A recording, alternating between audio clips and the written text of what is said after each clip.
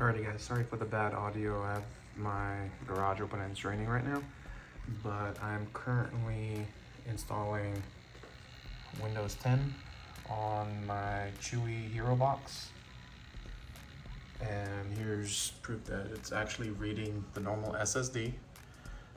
So once it's finished, we'll go into the operating system and show you guys that you can actually install it on a conventional drive. You don't have to rely on the NVMe's for it to work. So next clip will be the actual system running. Alrighty guys, here's the machine. So it's running Windows 10 right now. What I'm gonna do, I'll pull up the actual drive. So under disk drive, so I didn't install any drivers or anything, but under disk drives, I'm running my standard SSD on here, not the NVMe.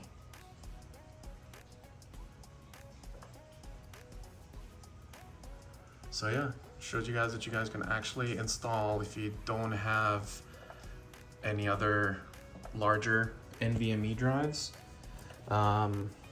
Like the one that it ships with is a 256 gig, which for everyday usage is fine. But if you wanted to have something larger, or if you have an SSD, a SATA one, you can actually just pull this drive out and just install whatever operating system you want.